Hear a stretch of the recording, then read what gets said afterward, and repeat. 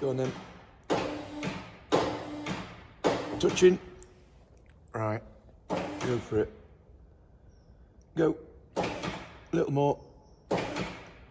One more. That'll do. Stop. And welcome to the latest video following the progress on our 1924 2-foot gauge Fowler locomotive. This is the derailment bar that's essentially a modified bit of rail that's bolted across the frames in front of the wheels and behind the wheels. There's one at the back too, that when the locomotive comes off the track, which it did regularly at Tully Sugar Mill, it didn't damage the drain cocks or the brake gear or anything else. It lands on the derailment bar, which of course has caused it to be battered and bent. So this is us in the process of straightening it with a large 50-ton press. Okay, pull it back. Yeah, perfect.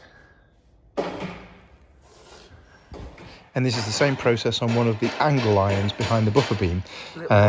You saw this in an earlier film where the buffer beam had a heavy front impact, which had bent the front buffer beam, bent the angle irons, and therefore it was all secured with wedges. Well, this is the same view now. As you can see, the angle irons are square, the buffer beam is straight. We've had that in the press as well. And the same thing on this side, bolted to the two new sections of frame at the front. That's looking down across the buffer beam. We've still to bolt it in, well, rivet it in place in height-wise correct, which is why you can see that it was a little higher on that side on the main frames than it is on this side. But essentially it's all now square and true at the front end, so we can get it in the right place and bolt it together properly. And the wheel sets are back from Jeff Nixon at CMS Sepcor. They've been absolutely brilliant. Here you can see the wheels before they've been painted missing their fly cranks. The fly cranks were pressed back on again and they were all painted. As you can see here, the fly cranks we machined ourselves, including the pins, and then the journal and the thrust face of the wheel and the thrust face at the back of the fly crank were done at CMS. They're all ready to take the axle boxes. The crank pin on the driving axle, you can see the different levels. That's for a spacer, and then there's the coupling rods and the connecting rods and the return crank that goes on the very end there with the little pin that locates it at the right angle. This is where it fits on the actual locomotive, and then there's a smaller one at the front. Now the wheels have got steel tyres on them. They've been pressed off, remachined and pressed back onto the wheels again.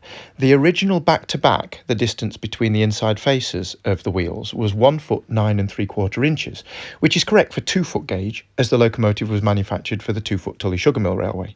We want to move those slightly inwards because we're going to use our locomotive on 1 foot 11.5 inch gauge railways like the Welsh Highland Railway and the Festiniog Railway, as well as 2-foot gauge. Here you can see the cross-section through the flange that we've pushed slightly inwards.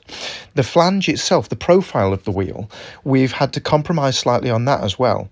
We got a profile gauge from the Festiniog Railway to their measurements, and we've thinned the flange down slightly to again increase the clearance for the frogs on the points so that it works on both gauges.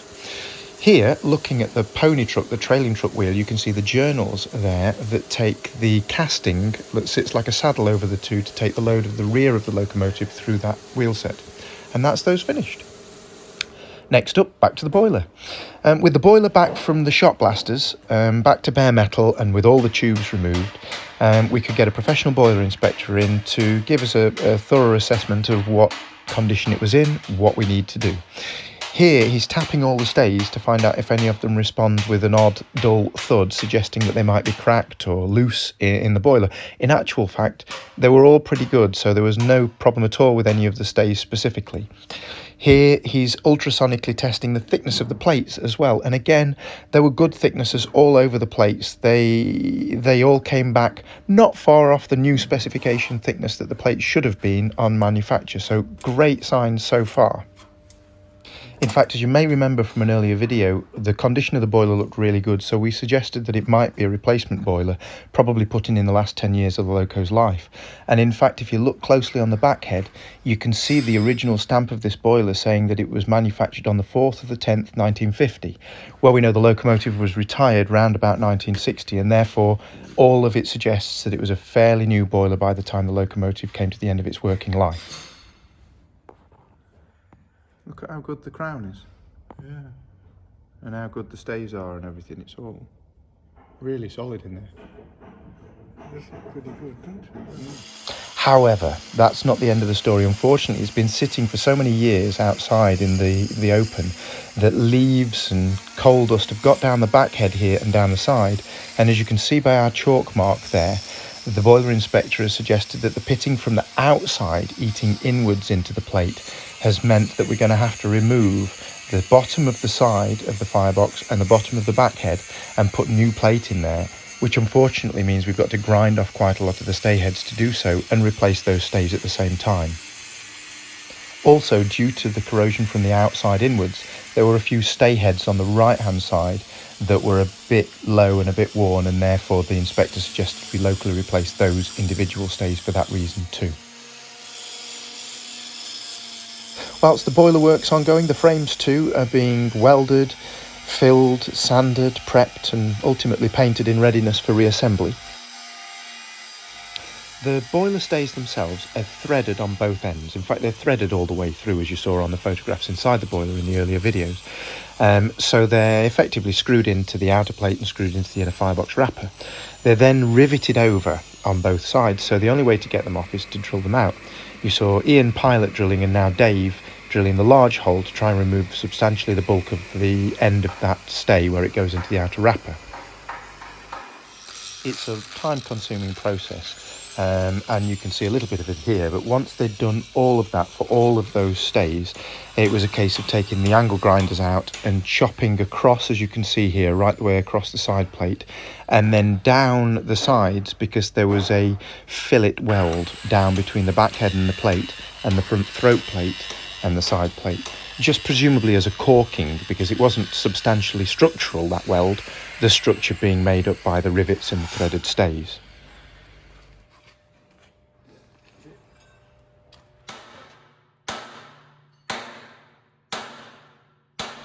And as seems to be so often the case, we're back to brute force. Here's Ian battering the wedges in between the plate we're removing and the solid backhead plate that we're keeping.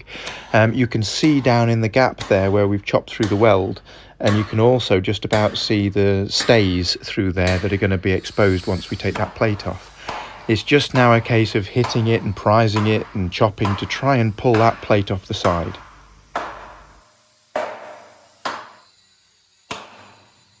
It's a frustrating thing to have to do because, as you can see, from the edge of the plate, and indeed the substance of the plate is really thick and still, on the vast majority of it, pretty much as it was designed and built. But there were localised little areas of deep pitting which just meant that the boiler inspector felt that it would be sensible at this point to chop that out and go to the trouble and expense of replacing it, so that we've got a much longer lifespan on the boiler. And there it goes.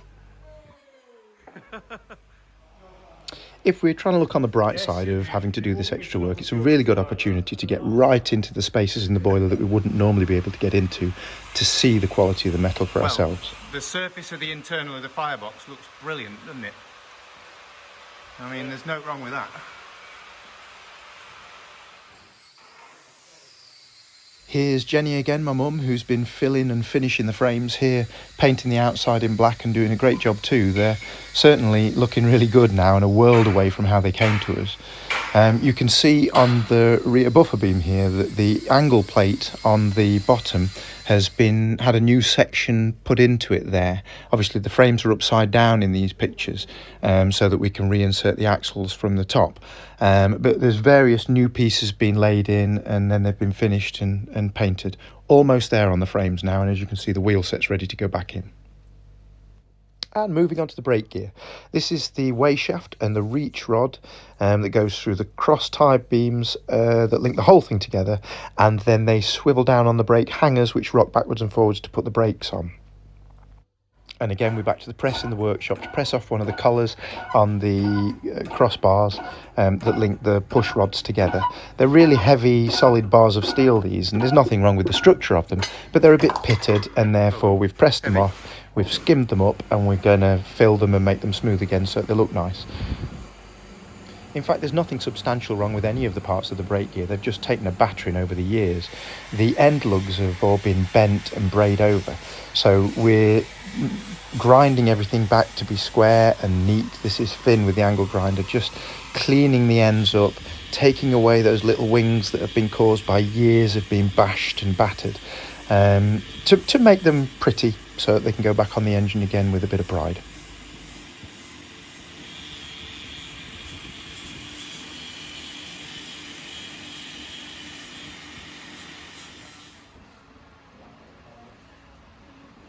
There's a couple of places here in the corner as well where the flange of the wheel has been rubbing in that radius and it's removed the material.